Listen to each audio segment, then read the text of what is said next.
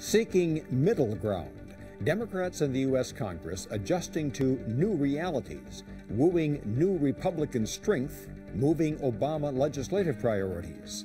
Iowa's Democratic Senator Tom Harkin among Senate leaders, and we're talking with him on this edition of Iowa Press. Senate recently rejected an attempt to repeal the health care overhaul law. Yes. Was that health care reform bill a political mistake?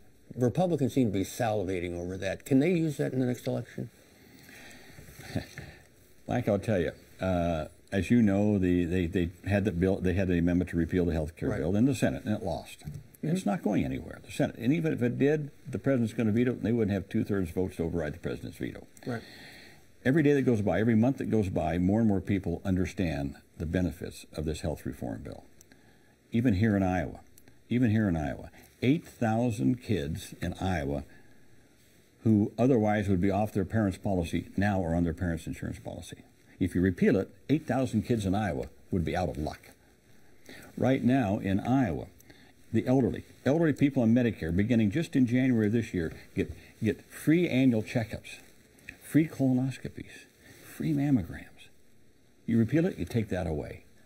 Right now in Iowa, all of our kids up to age 19 are covered, even though they may have a pre-existing condition. And that's going to cover everyone by 2014.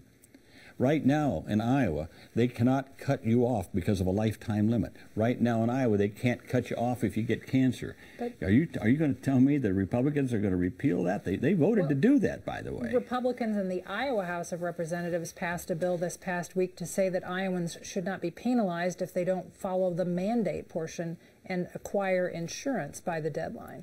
I mean, so you do have Republicans who are pushing an agenda of repeal. Let me talk about that mandate just a second.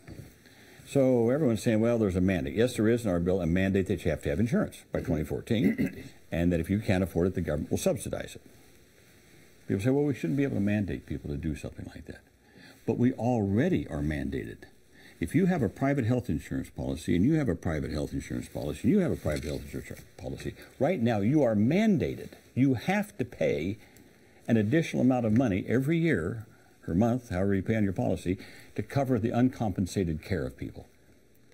Let me explain it further. Cost shifting. What's happening now, we have 30 million Americans that have no insurance coverage.